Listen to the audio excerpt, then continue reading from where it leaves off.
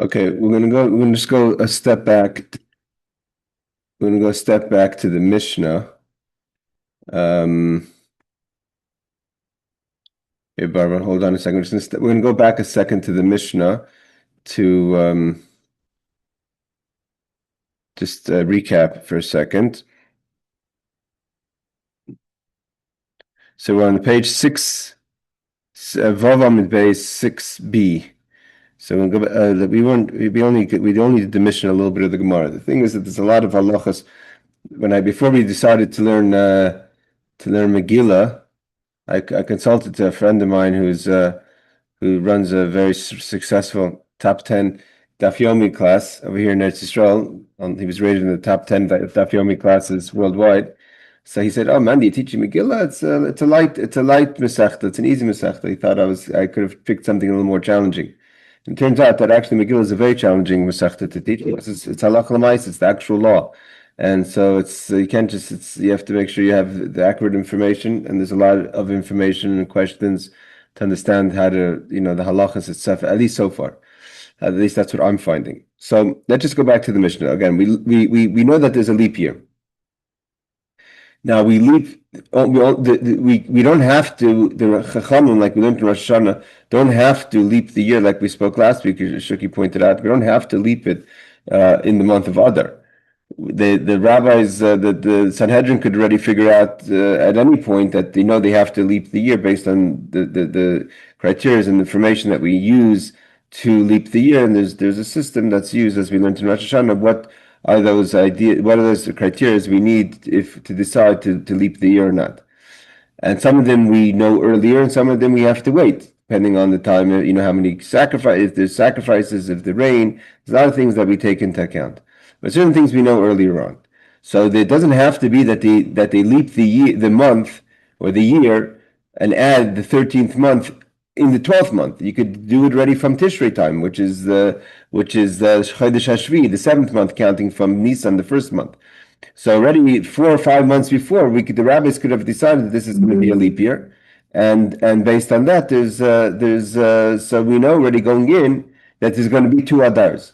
The question is if they don't know, and the halacha also is they could leap it until the end of the Adar. It means you could go the whole Adar, meaning to say you do Purim and all that, and you're about to go into Nisan, 2 weeks away from Pesach, and all of a sudden they decide that the rabbis say no, we need more time for the month of Adar. So based on that,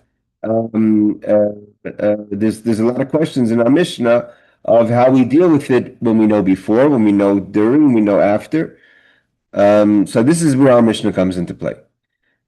Why do we leap Adar? Not just to make things more simple, just let's find the month that has less holidays in it.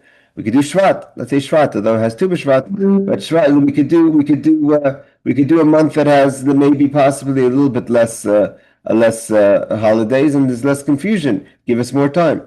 So the reason why we leap the month of Adar is brought down in two reasons. One is because in the Megillah it says that about the Purim, Chodesh Shemasaru Chodesh Adar, that the 12th month, which is Adar. So it's clearly that the 12th month has to be Adar. So if you're going to make 2 Shvats, then you're going to have the 12th month being 11th month being Shvat, the 12th month being Shvat, and then the 13th month being Adar. So the very fact that the Megillah says Chodesh Shneimasa or Chodesh Adar means that it always has to be the 12th month Adar. The only thing is you can make the 13th also Adar, but at least the 12th has to be Adar. That's one reason. The second reason given is that we learn it from the end of the month, just like a month that has an extra day. It's the last day that's extra, not the, so too the month it's the last month. The third reason is more Kabbalistic, brought down that in the each one of the 12 months correspond to one of the 12 tribes, the 12 Shvatim. So the month of Adar is corresponding to Yosef. It's Mazel Dagim, which is Yosef Tzaddik. Yosef had 2 sons that became tribes, Menashe and Ephraim. So it would make sense that his tribe would be the one that's 2, his month would be the one that's 2, which is Adar. Okay, so Adar is the one that has to be leaped. It has to be leaped. So therefore, it leaves a lot of room for confusion. And the confusion could be is when in the days when we didn't have a set calendar, and so how do you go about Purim? You don't know what this year is going to be, even if you think it might be leaped. So that's where our Mishnah comes in. If you read the Megillah in the first Adar. The question is, it says that the first Adar knowing it was the first Adar, or we went into the first Adar thinking that was the only Adar. So clearly, Adar means from the plain text that they leaped afterwards. Means they thought this was going to be a year of 12 years. They added the 13th month. So now what do? We read the Megillah. Did we fulfill our obligations for Purim? You have to read it again for the second Adar. Means doesn't, even though you read it in the first Adar and you didn't read it, so to say, intentionally. You read it because you thought that was the Purim. And then the Mishnah says a statement: that there's no difference between the first Adar and the second Adar. Means that either you don't have to celebrate Purim for other than mitzvahs of the first Adar. In the second Adar, if you already did in the first Adar, seemingly, because the only thing that we have to do in the second Adar is read the Megillah and give the gifts to the poor. That's what our Mishnah says. The questions that we're going to go into is who's the opinion of our Mishnah, and that's what we're holding now, really. So Rashi says, what does it mean? So Rashi says, what does it mean that there is no difference? That you can't fulfill your mitzvah if you already read the Megillah in the first month, because you have to read it again in the second month. That's what it means. Ein bein Adar Rishon, ein bein Adar Sheni.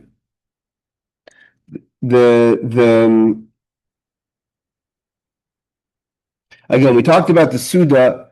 The halacha is, the Maisa, as we're going to see in Tosfos, the halacha is the Maisa that we don't do anything really. That we have today, Purim Katan.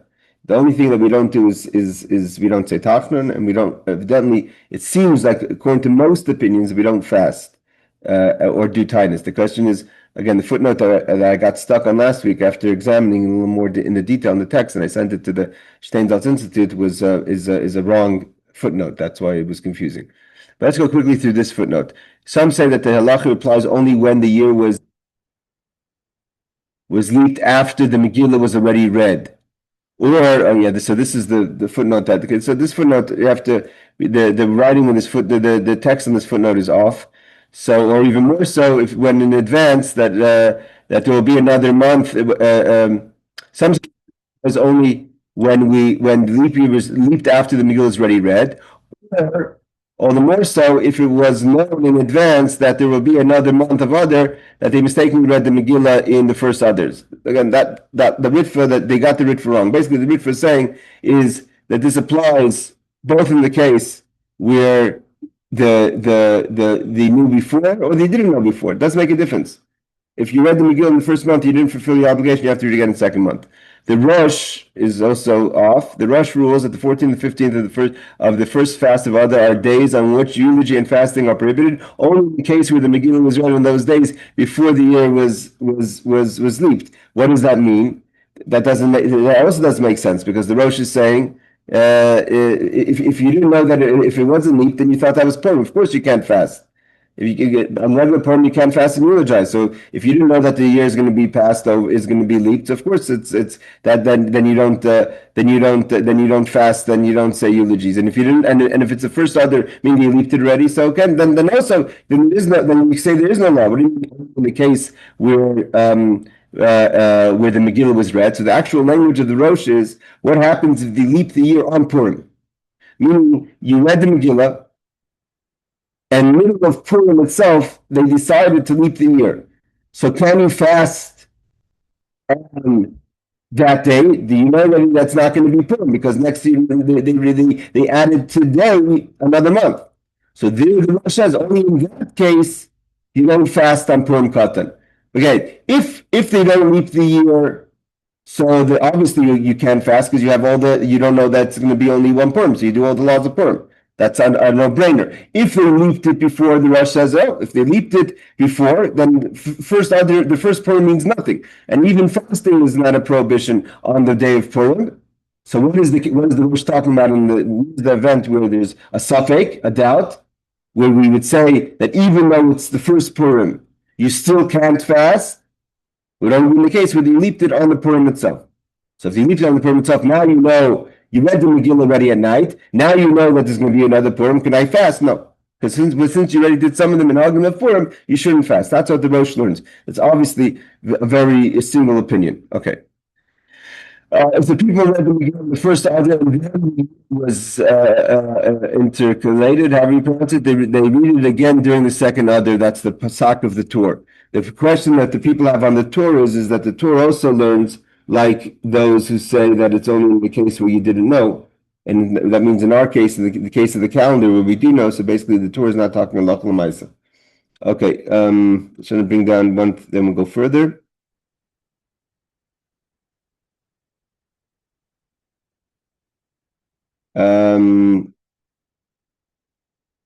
Okay, the Gemara continues. Now the Gemara goes. Well, how do we say the parshas? What about the other? So the Mishnah, our Mishnah says basically that if you did the first Purim and then you leap it, like the Ritva says, it was only afterwards. So then you have to do the Megillah Matanos Lavyonim again. We have two mitzvahs that the Mishnah says are not, you have not fulfilled the obligation, although you kept Purim according to what you understood you should keep it. What about the four readings, which we have the four parshias that are Shkalim, Zachar, Para, and Chodesh that we read around Purim, two before and two after. So how do we say the parshas? Either it doesn't make a difference if it's the first month or the second month. That's a simple explanation. Like we learned last week, Gemara says, say the parshas Shkalim, Zachar, Para, Chodesh, the Tanam Masisim, Bnei Ir, Noigim, Adar, that we do this on, we read these four parshas, especially around the month of Adar. Meaning to say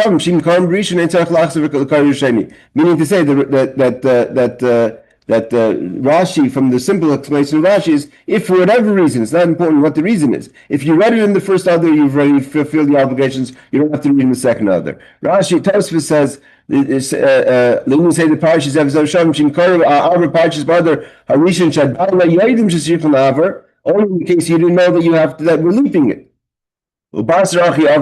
Afterwards, so to say at the end, they leaped the year. Then you don't have to read another sheni. But if they leaped it previous and you knew when you decided to read it in the first Adar, then seemingly from Tosfos that doesn't help. It only helps in the case where you didn't know. And if you didn't know, so you read it the first parshas, your yotzah. Okay, this is where we left off last week.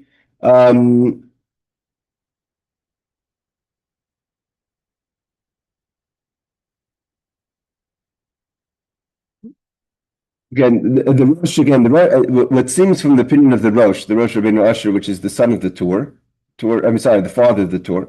So the Rosh writes that the Rosh is the opinion, obviously, that other Rishons really has no significance, and even the fasting, which is the one thing like basically fasting that goes together with not saying Tachnun, right?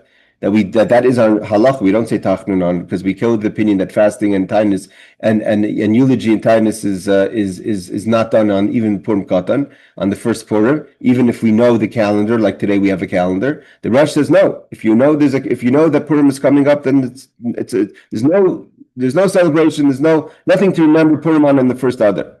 And the only case you can't fast is if they leap it on the actual day of Purim itself. So the Rosh is also the opinion that even about the four parshas, that if they leaped it earlier and you read it in the first month, you have to read it again in the second month. And the same thing he says about the husband and kindness, like I said before.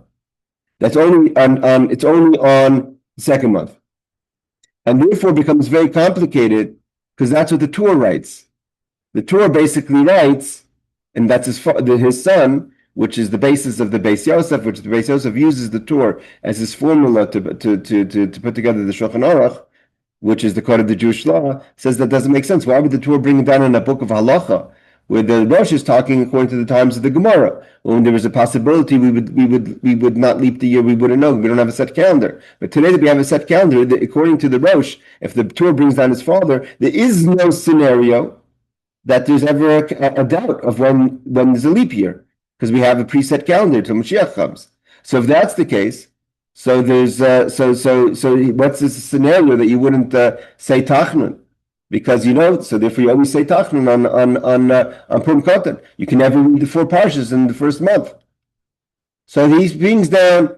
Again, this is a large discussion. He brings down the opinions that say maybe there's the villages that don't have calendars. So what happens if they didn't have a calendar and they found out that they made a mistake and there's a leap year? But there's a lot of issue with that, because how could we have laws based on situations where it's a lack of knowledge based on the information's there? It's not like we don't have the information. In a regular case, we don't have the information. To say that big groups of people made mistakes is not tzibur shita is not likely. All right, there's a long discussion about that, but let's go forward. All right, now we want to figure out, the Gemara wants to say, sorry for the preview, to put 50 minutes of the last class. Now we're going forward. Who's our Mishnah like? Our Mishnah says that Megillah and gifts to the poor have to be done in the second Adar no matter what. Lay Tanakama, our Mishnah can't go according to the Tanakama. We'll see what that means. The unnamed opinion. Lay Rabbi Lezer Rabbi Yossi, not according to the opinion of Rabbi Lezer, the son of Rabbi Yossi, or in the name of Rabbi Yossi. But Rabbi Shimon ben Gamliel, and not according to the opinion of Rabbi Shimon ben Gamliel. What are we talking about? The Talmud, we learned in the Brisa. Okay, here it's more clear. You've read the Megillah in the first Adar, thinking it will be Purim, and then we leap the year. You have to read again the Megillah. Hold on, Aaron. We have to read again the Megillah on the second Adar. Shekol mitzvahs.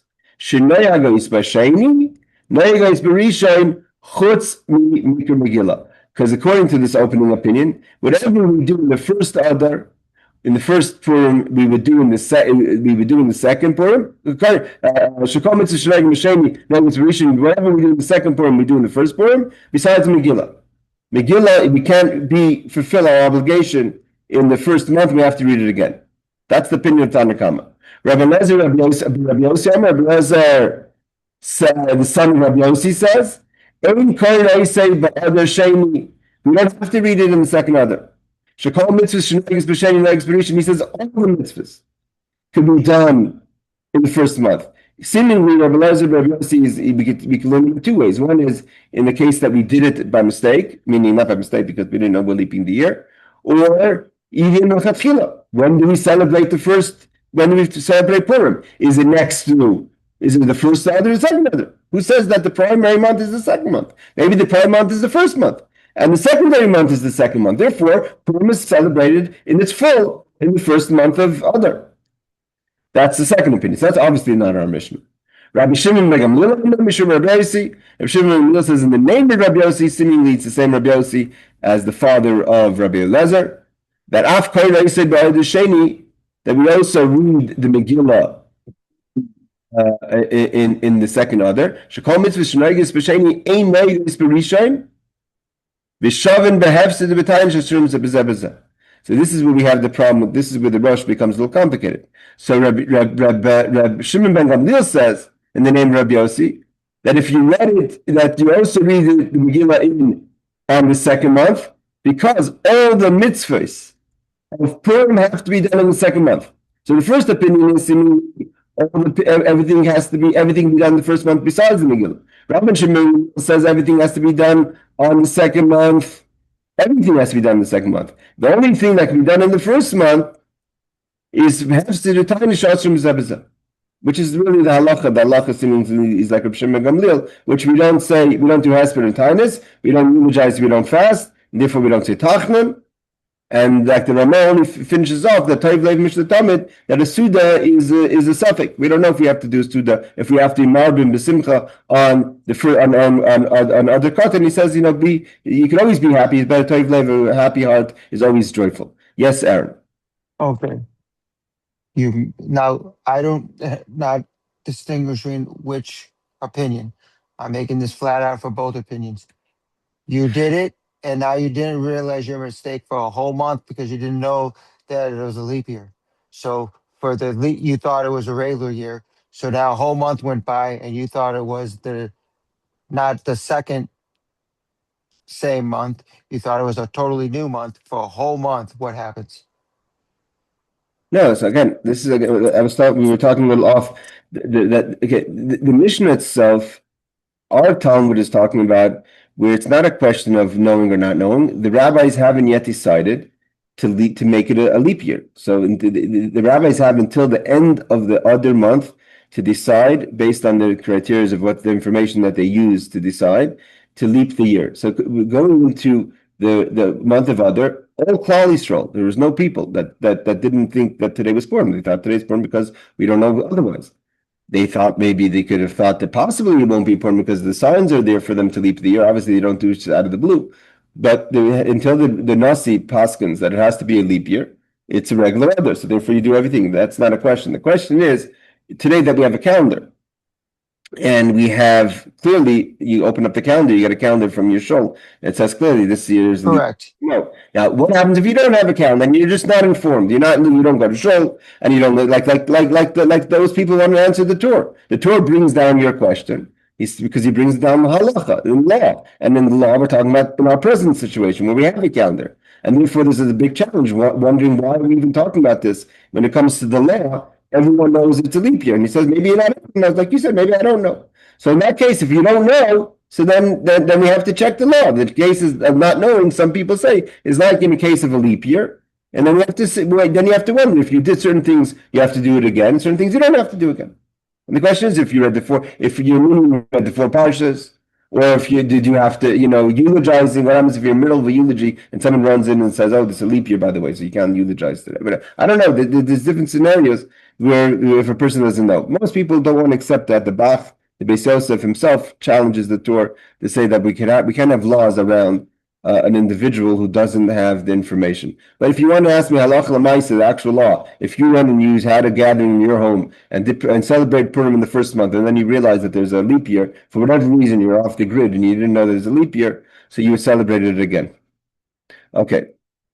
So now we have three opinions. We have the opinion of the Tanna Kama that says that the only thing that is significant about the second month is the Megillah. We have Rabbi Lezer, the son of Rabbi Yossi, who says the second month is the primary month. The first month is primary month, seemingly. And Rabbi Shimon Gamliel says, also in the name of Rabbi Yossi, that we read again Megillah. His language again is challenging. It says af. Kohen Oiseh Ba'adasheni means also we have to read in the second month. Why? Because everything has to be done in the second month. Shekol mitzvahs nahigus b'sheni ein nahigus b'rishon means all the halachas of Purim have to be done in the second month, even if you did it in the first month. The only thing is that everyone agrees that we don't fast and we don't have eulogy. Again, based on Rishavin means everyone agrees. Meaning to say, if Shavin means not everyone agrees, Shavin means that both months are equal, and the halacha is like Reb Shimon ben Gamliel. So that would the rush that says that's only talking about a case where they leaped it during the actual Purim is a very challenge, because if we paskin, if the law is according to Reb Shimon ben Gamliel, and he says that both months initially you do not do hesped and tainus, and the rush says that when we move in the case, that in the case where we knew that there's 2 months, but only in the case where we leaped it. So what's the possibility of having a situation where there's you move the eulogy but you can't, is only if they leaped it on the day of Purim. Otherwise, if it was leaped before, then that's not what we're talking about. And if it's leaped afterwards, then of course you couldn't eulogize because you didn't know that it's Purim. So the psak of the Rosh seems very challenging, because the possibility for the Sanhedrin to find no other time to leap the year than the middle of Purim itself seems a little bit, the odds of that happening seem small. Okay, so Rashi says that initially that we do not eulogize or fast on Purim Rishon or Purim Sheni, Purim Katan or Purim Gadol, which is the halacha. We don't say tachna. Okay, so now the first thing Gemara says like this. Rabbi Shimon ben Gamliel and Tanna Kama. Seemingly, what's the difference between Rabbi Shimon ben Gamliel and Tanna Kama? Both of them say you have to read the Megillah again. So Amar Papa, Rabbi Papa says, say the Parshas Gemara. What about the reading of the 4 portions? The Tanna Kama says lechatchila b'sheni that you have to read it on the second month. The Ovid Berishim, but if you read it in the first month, means they leaped afterwards. Ovid, so then it's ready. Come to again is the Megillah. Sorry, the only thing you have to do again is the Megillah. The Alpha Gav the Karb Rishon, you have to read it again. Again, we have other mitzvahs of Purim We have Matanas Lavyonim, gifts to the poor, Sudas Purim, Simcha, Mishalach Manas, etc. So, but we're not talking. So far, the only thing that we have outside of that is Matanas Lavyonim mentioned in our Mishnah. We haven't mentioned Matanas Lavyonim. We don't mention any other mitzvahs of Purim in this brisa. So we're trying to figure out first what's the difference between, because we could have just said clearly, just to jump ahead, we could have just said what the difference between Reb Shimon ben Gamliel and the Tanna Kama is Matanas Lavyonim. Right? Our Mishnah says that you have to do Matanas Lavyonim again. Reb Shimon ben Gamliel says everything has to be done again. Our Tanna Kama, the Tanna Kama of the brisa only says Megillah has to be done again. So why would we even think that the Tanna Kama and Reb Shimon ben Gamliel are the same opinion? So and he could have answered, seemingly he could have answered Matanas Lavyonim or other mitzvahs. He answered only the 4 parshas, and I'm not sure why. So, but he says that the 4 parshas, according to the Tanna Kama, if you read it for whatever reason, they leaped the year, and you read it, so then it's read, and then you just move on. According to Rabbi Shimon Gamliel, you have to read it again.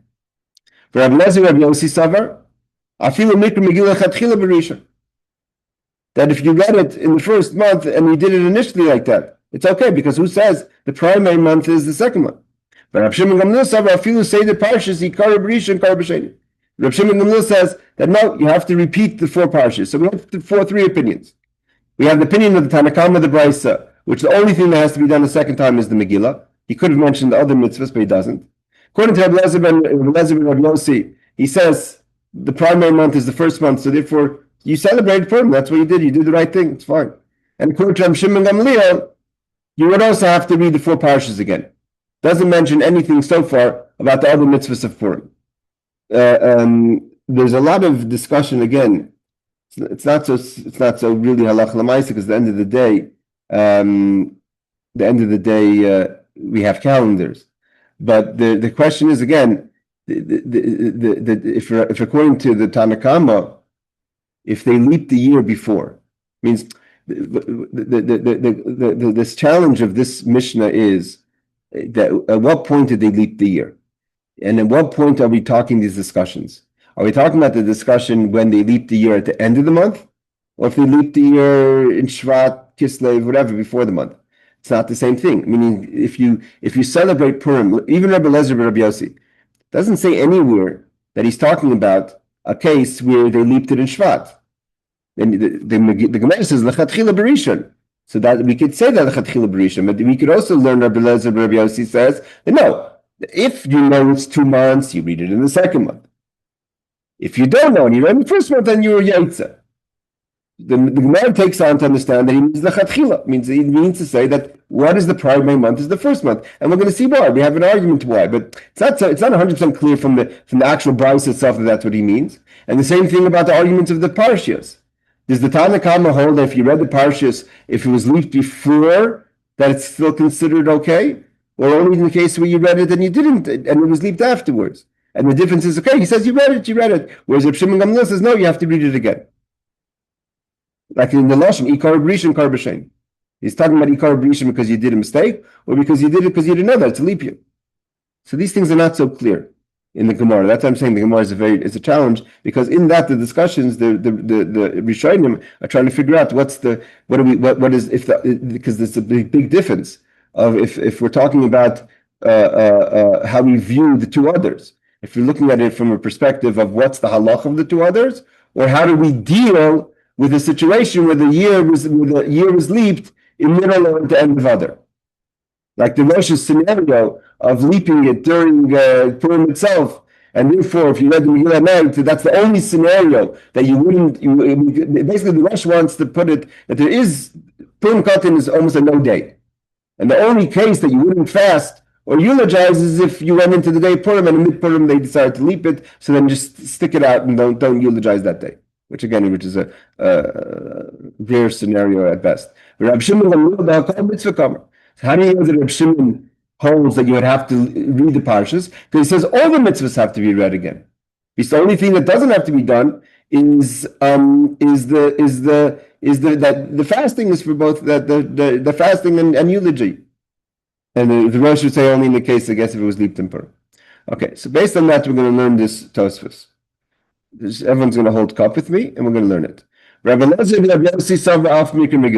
of all, just a side note: if this is the same Rabbi Yossi, which we'd have to assume it is, it's interesting that Rabbi Elazar, the son of Rabbi Yossi, has a totally different opinion, and Rabbi Shimon ben Gamliel quotes his father as his opinion.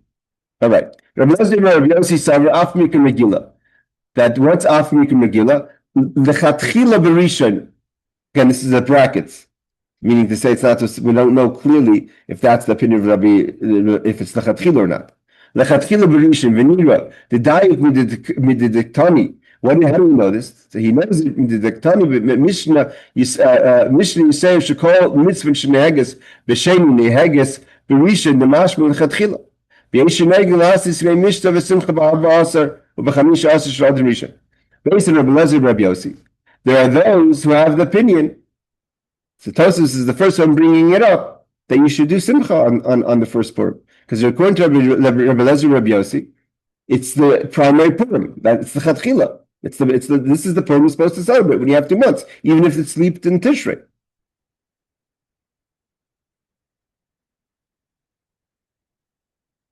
And if you would have to celebrate even on the first Purim, even though the halacha is not according to Rabbi Yossi. So he says, based on that, those who have the custom, because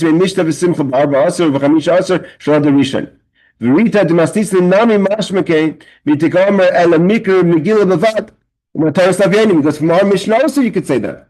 Because our Mishnah says that the only things that we have to do in the second Adar is the reading of the Megillah and gifts to the poor.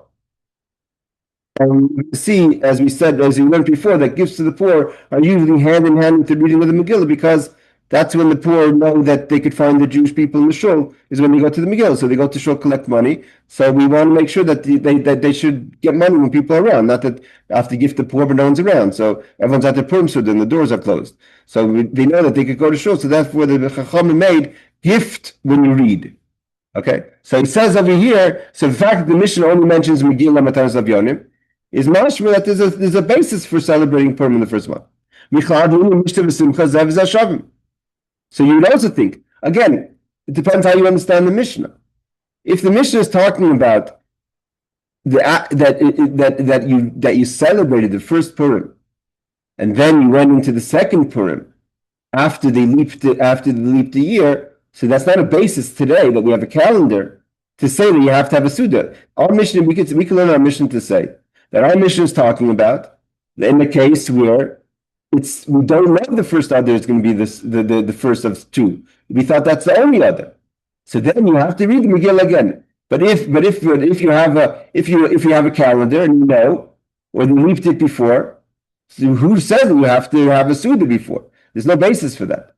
So the Tosfos says there are those who say no, that the fact that the Mishnah says only the Megillah and Matanos Avyonim means to say that not only in the case where you didn't know, even in the case even Chatchila, do everything Purim besides the Megillah and Matanos Avyonim has to be done the second month. The first month you have to do Suda.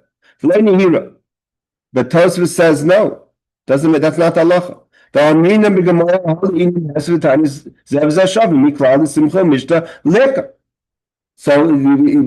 we say no, because at the end by Rav Shimon ben Gamliel, similarly he's the halacha. We say the only things that again, this is challenging because the Rosh doesn't even learn that's the Tosfos.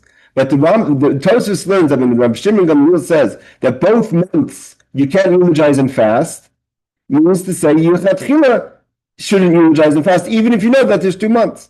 And the fact that it only mentions eulogy and fasting, which today we express also in Tachnun, means to say that there's no obligation to have a meal in the first Purim, which is what the halacha and the Shulchan Aruch finishes off with.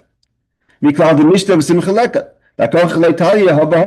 The Ital Habaha Lashmin in the Mishnah v'simcha. Never the rule. The Nesher Hesped. The Hayam Megillah Stanis Asur Hesped Mishnah v'simcha. And he also says that you can't say that the reason why we have to eat meals, we have to be festive in the first Adar is because the reason why we don't eulogize and fast is because it's a day of Simcha. The Simcha is what establishes it as a day that we really eulogize and fast and say Tachman. So it's not true, because when the Megillah's timeless mentions days that you can't fast and eulogize, there's no obligation. It's not because that's a day of Simcha. So we see clearly that the criteria of being a day that you don't eulogize or fast is not because it's a day of festivities. It could be a day that we just don't eulogize and fast.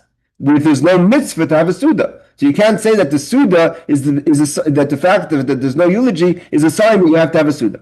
V'chein halacha she'ein tzarech lahachmer lasis mishta v'simcha b'adarishim. So the Tosfos paskins, the person wants, and this is applicable to today, that there is no halacha to have a Suda of on Purim Katan, on the first Purim, and that's how the Tosfos brings the halacha. That's how I want to learn this Tosfos. Again, the Ramah, Shulchan Aruch finishes off, though there's difference of opinions, because those opinions say that you do have to, and the Tosfos himself quotes it. Nevertheless, the Ramah says, Tov Lev Mishta Talmud, if you want to be a good-hearted person, or a person that has a Tov Lev, that Tov Lev, the sign of that person who's always looking for an opportunity to have a festivity. So this is a good day to do it. And that's, I think, the halacha, the people, that's the minhag that we do celebrate in some sort of way. We don't have the same Suda like we would have, let's say, in a regular Purim, but there is an idea of celebrating it more with Simcha and Suda. Now, the question is, we have three opinions. Seemingly, if we read the three opinions of the Tanakama, Rabbi Lezer, Rabbi Yossi, and Rabbi Shimon ben Gamliel, the closest thing that we would have to our Mishnah would either be the Tanakama, and we would say, or Rabbi Shimon ben Gamliel, right? So the question is, who's our Mishnah? Mani, Tanakama. He says, no, you can't say Tanakama. Why? Because our Mishnah adds Matanas Tavyonim, and the Tanakama only says Megillah. So our Mishnah is not according to the Tanakama. Because our Mishnah says two things you have to do in the second Purim, and the Tanakama says only to read in the Megillah. If Rabbi Lezer Rabbi Yossi Kasha now we make a Megillah, Rabbi Lezer Rabbi Yossi says you don't have to do anything on the second Purim. The Chatchila, according to most opinions, how they understand Rabbi Lezer Rabbi Yossi is that Purim says the primary month is the first month, so that's obviously not our Mishnah. If Rabbi Shimon ben Gamliel Kasha say the parshas. Rabbi Shimon ben Gamliel says that you have to read the parshas again. And our Gemara started off saying that both months are equal, the Shavin, right? Lini parshas is a Shavin. Although the Mishnah itself doesn't say that. But that's what the Gemara understands from the Mishnah. So therefore, if the Gemara understands it from the Mishnah, and Rabbi Shimon ben Gamliel says that you do have to repeat the parshas again, so then our Mishnah is not according to any opinion. So hold on, where was I? Okay. La'olam says no. Mishnah is the Tanakama, is the first opinion in the Brisa. That whenever you have Megillah, you have Matanos Tavyonim. He doesn't have to mention it, it's obvious. The question usually, the rule is in a Brisa versus a Mishnah, the Mishnah is usually less detailed than the Brisa. Here, the Brisa would be less detailed than the Mishnah, right? The Mishnah mentions clearly Matanos Tavyonim. The Brisa doesn't mention it because it says it's obvious. Whenever you have reading the Megillah, we have gifts to the poor, because gifts to the poor are always around Megillah. They go together. So then we can say our Mishnah goes according to Tanakama, and doesn't go according to Rabbi Shimon ben Gamliel, because Rabbi Shimon ben Gamliel says you would have to repeat the four parshas, the four readings. V'ibay Simon, that answers no. Rabbi Shimon ben Gamliel, that our Mishnah goes according to this third opinion of Rabbi Shimon ben Gamliel the Nasi. They're just missing words. This is how you have to word the Mishnah. There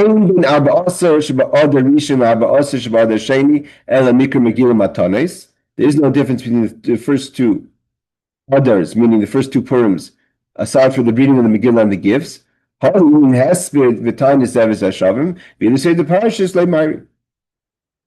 that we're not mentioning anything about the parashas, we're just talking about Hefsid. And Hesped and Tainus, which Rabbi Shimon Gamliel also agrees, are kept in both. The reason, it seems like from this answer of the Gemara, the reason why our Gemara's first statement, before we even get into the conversation, is that the two others are equal when it comes to reading the four portions. Hold on, Aaron. Reading the four portions is because there's something, the language of the Mishnah is obviously missing something. That they're saying that the Ein Bein, the only difference is this, but we're the equal.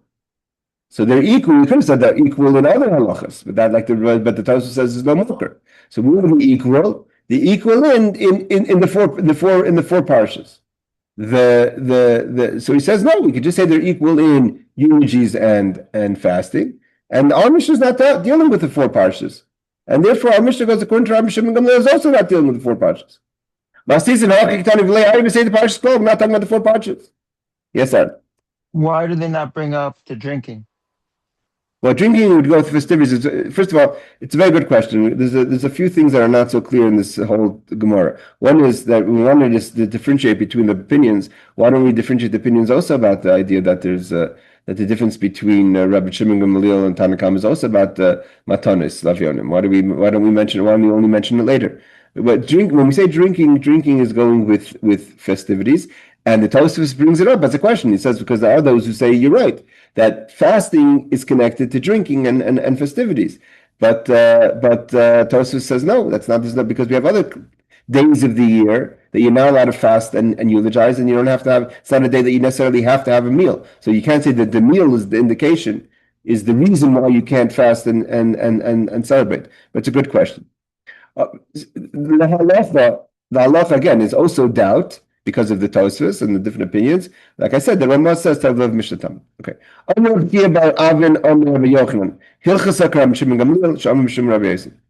what's the halacha? Like I said, is according to Rabbi Shimon ben Gamliel in the name of Rabbi Yossi, which is, to finalize it, what we know so far, is that Rabbi Shimon ben Gamliel says that he also means you have to do matanos lavyonim. You have to do, the only thing that we do in the first Purim would be the eulogy and fasting, which is the halacha. That's why we don't say takna. The parashas have to be read in the second, even if you read it by mistake in the first, or because you didn't know we didn't leap the year yet. Sorry, and that would be the opinion basically of the Mishnah as well, according to the Ibay Sema. Yochanan continues. Both our Mishnah or Rabbi Shimon Gamliel and Rabbi Yossi ben Eliezer. Rabbi Eliezer ben Rabbi Yossi have the same verse. Now, so from this Gemara going forward, it seems clearly that the Gemara is taking on the opinion that Rabbi Eliezer ben Rabbi Yossi is lechatchila, means what is the primary month? How do you know what the primary month is? You have 2 others. Who's to decide that the second other is more important than the first other? Maybe the first other is the main other, and the second other is just a secondary. Therefore, we celebrate Purim in the first other.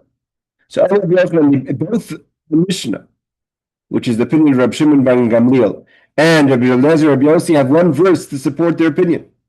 It says, B'chol Shana V'Shana, every year, right? What's Megillah say?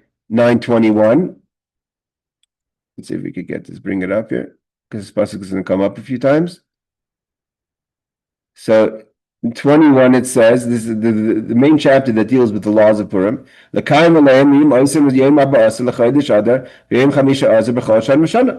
every year you should do it the same way on the date of the 15th and the 14th. The argument is to use that verse in the leap year.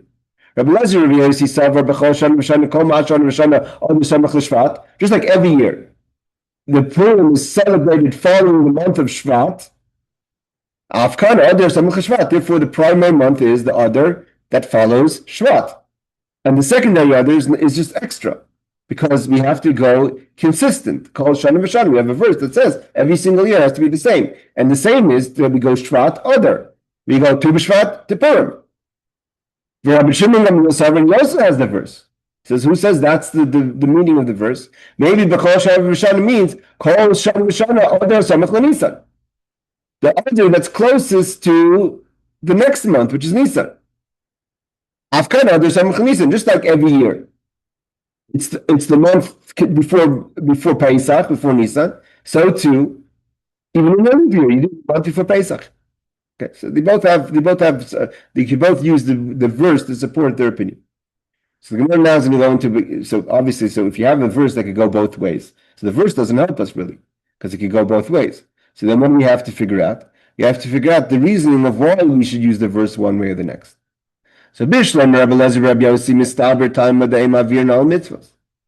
So Rabbi Yossi ben Eliezer said, I'll tell you why we go with my meaning of B'Kol Shana V'Shana each year. Because if you have an opportunity to do a mitzvah, do it right away. And now you have an opportunity to do a mitzvah in the first Adar, that should be right away, because you're not supposed to pass over a mitzvah. Now we're waiting another whole month for Purim. Rabbi Shimon my time. So what's the reason of Rabbi Shimon Gamliel? Rabbi Eliezer Yossi makes more sense. As soon as we hit an opportunity to do a mitzvah, do it. This idea of Ein Ma'avir Al Mitzvahs, again, is very complicated. That's what I'm saying. A lot of these Gemaras are complicated. Because it's not the rule of Ein Ma'avir Al Mitzvahs. It's not the classic rule. Ein Ma'avir Al Mitzvahs means that you can't move from one mitzvah to the next. That Ein Ma'avir Al Mitzvahs doesn't mean you can't delay a mitzvah. It's not the same thing. Delaying a mitzvah is not the same as passing over a mitzvah. Passing over a mitzvah means that you have one mitzvah, and you say, no, I don't want to do that mitzvah, I want to do another mitzvah. So I'm passing over. But if you're saying that the primary month is the second month, you're not passing over a mitzvah. The mitzvah didn't come around yet. So that's why, again, this statement that the Gemara is just making blankly, that's Ein Ma'avir Al Mitzvahs. Who says this is the rule of Ein Ma'avir Al Mitzvahs? So Bishlam Rabbi Lezer Rabbi Yossi Mistaver time with Ein Ma'avir Al Mitzvahs. You don't pass over a mitzvah. But what's the reason of Shimon Gamliel? So Rashi says, what's the definition of Ein Ma'avir Al Mitzvahs? When you have an opportunity to do a mitzvah, actim from the word kadam, you should right away start to do the mitzvah. The halachic time in Machlokim, we have some measures that teaches us ushmartim as a mitzvahs. You should be careful with the mitzvahs. In bas mitzvah, don't get vinegary, don't get spoiled. Don't delay a mitzvah when you have an opportunity, which would be in a case. For instance, what's it used for? Someone comes to you and asks you for tzedakah. Oh, I can do it later. What do you mean? Mitzvah bal yadcha altach mitzana. I'm going to learn later. We use it for, let's say, there's other cases that we use it for. But the mitzvah has to first come to your door. It means it has to be a time for the mitzvah. If Rabbi Shimon Gamliel says that we have to be kol shana v'shana means the argue next to Nisan, the mitzvah didn't come yet, didn't happen yet. So how could you say it's Ein Ma'avir Al Mitzvahs? Again, it's not so simple that this is the pshat of Ein Ma'avir Al Mitzvahs. It's not a case of Ein Ma'avir Al Mitzvahs. Okay, again, we're going to learn the Tosfos.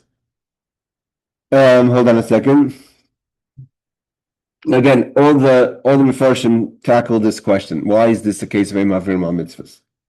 Because this is not the classical case. The classical case would be where you have the mitzvah in front of you, but you have to first establish that the mitzvah is starting now. It's, for instance, let's say a person says, I want to make a bris, a circumcision on the 7th day. It's not the time for the mitzvah. You do it on the 8th day. You're not allowed to do it on the 7th day. But Mr. time of the Ein Ma'avir Al Mitzvahs. So the Rav quotes that Rabbi Lezer and Rabbi Yossi makes most sense because you don't pass over a mitzvah. Mikan kasha, but first, based on this, so Tosfos, although this is a little going off the grid, but it's a good Tosfos to learn. Mikan kasha, lahad amin perek ezim ukayim min zvachim. We learn in the tractate of Zvachim deals with the sacrifices. Just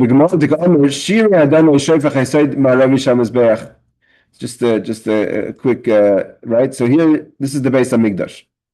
On Yom Kippur, this over here, Kuf is the Holy of Holies. This over here is the Heichal, and this over here is the outer courtyard of the Azara of the Beis Hamikdash. Right. This is where the outer Mizbeach is. On Yom Kippur, they did the services. They slaughtered the animal inside the Heichal, means right outside the Kodesh HaKodashim, and they had to pour the blood afterwards by the Mizbeach outside. So the question is, where did they pour it? They're coming out from over here. So that's how I want to show the map. They're coming out. Here's this is west. They're coming from west going towards east. So here's the Mizbeach. They could pour the oil, the blood anywhere. Where do they pour the blood when they come out? So this is again a question of Ein Ma'avir Al Mitzvahs, right? So Tosfos says like this. From where's the question? You have left over the blood after you sprayed the blood on Yom Kippur against the Paroches, right? Then they did it by the foundation of the west side of the altar, which is the closest to where we were coming from, the Heichal, the inner chamber. And they say, what's the reason? Because the verse says you're supposed to pour it by the foundation of the Mizbeach, of the outer Mizbeach. Why do you have to say the reason is because we have a verse that says to pour it by the foundation of the Mizbeach? The first corner, the first part of the Mizbeach that you hit, you should pour the blood right away. Why should I go to the eastern part of the Mizbeach? I'm walking across the whole Mizbeach, never, even if it's 2 steps, and I'm pouring it on the east side of the Mizbeach. If I'm coming from the west side, the first part I hit is the west part of the Mizbeach. So that's to be the first place that I should do the mitzvah, because I'm having a mitzvah. You don't pass over a mitzvah. When you walk out of the sanctuary, which is on the west side of the Beis Hamikdash, beside Amulav, you need Kabbalah. The first part of the Mizbeach that I hit is the west side of the Mizbeach. Because the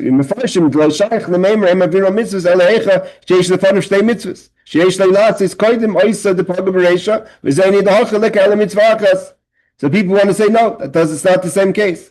Because it's only when you have two mitzvahs. Another mitzvah and this mitzvah. Here, there's no two mitzvahs. The question is, where do I put it? But there's no two mitzvahs. So he says, Reish Farshim,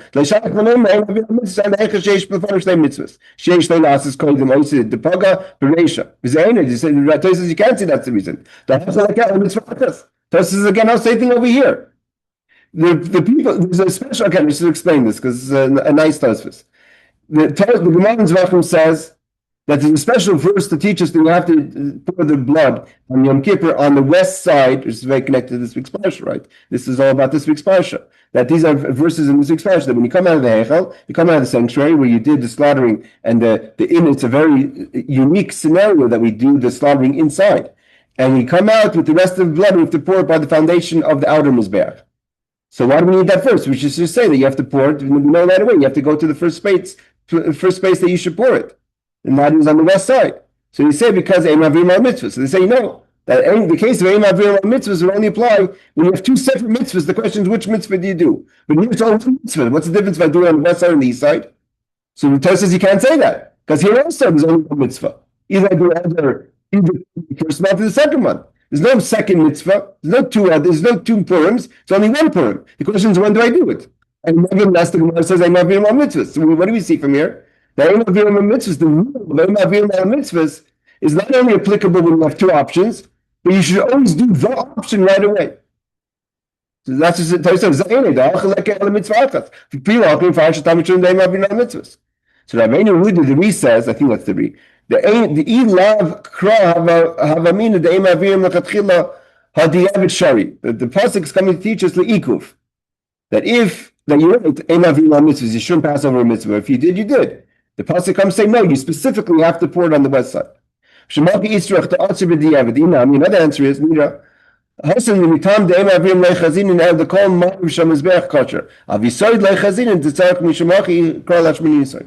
And the second answer says it's more important because the west side has a whole side of the west side. How do you know it has to be by the foundation? So the pasuk is coming to teach us that it has to be by the foundation.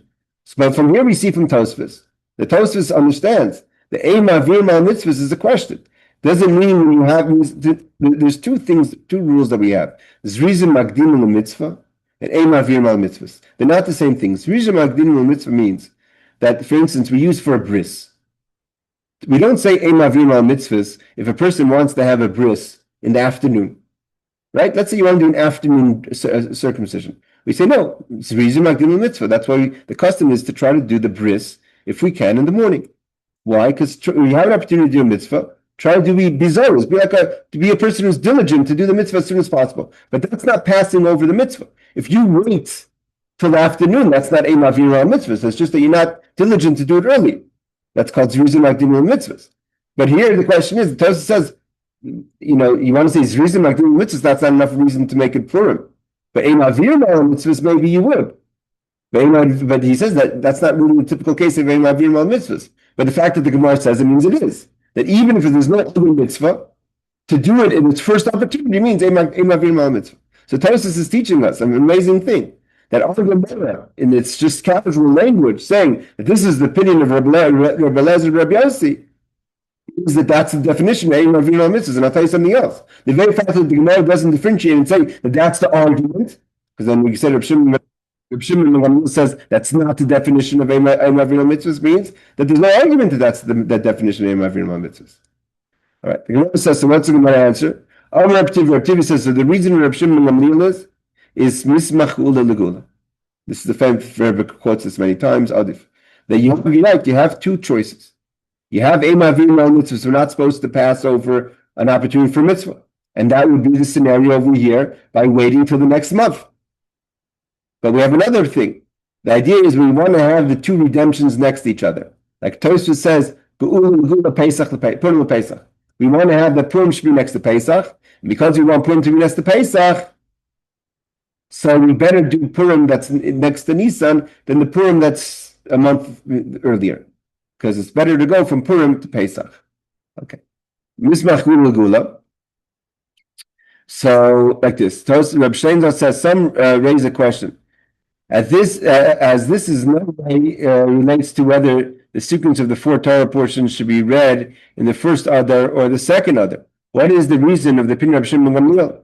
They explain that no special proof was required since the three of the four portions relate to Passover. Shkalim, because half shekel must be collected before the beginning of Nisan. Para, because one must undergo purification before the festival. And HaChodesh, to inform the people about the festival Passover. So the fact is that the four parshas are also connected to Nisan, because they're all about getting ready for Passover. Even Shkalim, which is collecting the coins, is collect the coins, so they have money in the coffers, so they could buy the sacrifice, so they could get ready for the new year for the sacrifices. Okay. Let's just go a little further. Rabbi Lezer, again, a lot of discussion about this Gemara, about the idea of Altach Mitzena. Tosfos is Rashi's understanding of the clarity of it, Tosfos' understanding of the clarity of it, the difference between Im Avir Mal Mitzvah and Zrizim Magdim Mitzvah. There's a lot of discussion. Again, when it comes to halacha l'maisa, these Gemaras have seem simple, but they're not. Rabbi Lezer says, he says the reason is not because Geula has to be next to Geula, redemption next to redemption. But there's another verse. So from the word shenis, it says to confirm the second letter, the second letter of Purim, indicating that there are circumstances when Megillah is read a second time. It's kind of a hint. The pasuk doesn't mean that. The pasuk we learn means something else. It means really that she sent out a second letter to really Esther sent out a second letter. Because she wanted, we're going to see. I thought we would get. I went a little slow today, but I thought we would get further. We see that Esther and Mordechai, especially Esther, the Gemara doesn't actually quote Mordechai in this whole conversation, but Esther was very insisting that her holiday be celebrated, and not that just that the book of Esther be included in the Chumash, in the Tanakh, and she fought the rabbis on that. So she writes another letter. She was not. Esther was not going to take the people not so. I mean, we could say the reason is because Esther really, really understood the miracle. A lot of us, like they say today, what's going on today in the wars, like if we only really knew. So Esther really knew. She knew how endangered the Jewish people were. She knew her husband. She knew Achashverosh. She knew Haman. She was mamish there, and she really knew. It wasn't an ego trip. She really knew this was a tremendous miracle.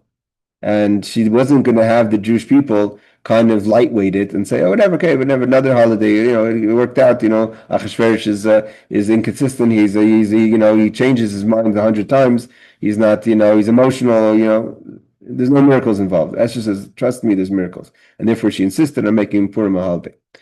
But this pasuk is coming to say the circumstance where the Megillah is read a second time. In other words, when the year was incorrected, the Megillah was read in the first Adar. It has to be read the second Adar.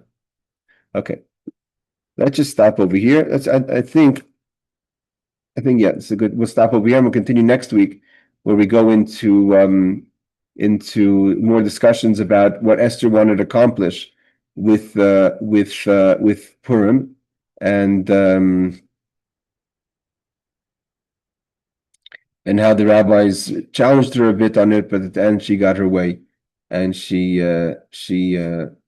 made Purim into a holiday, and she made the Book of Esther into one of the holy books, which was actually a huge accomplishment, because she's the only book that's really she's the latest book. Because even though we have some of the prophecies of Triaser, and we have Zechariah and Malachi, we're also kind of into the second base of Mikdash, but she was like, her whole story was outside of Eretz Yisrael. All right, everyone. Thank you much for joining, and B'ez Hashem, see you next week. Take care. Thank you, Rabbi.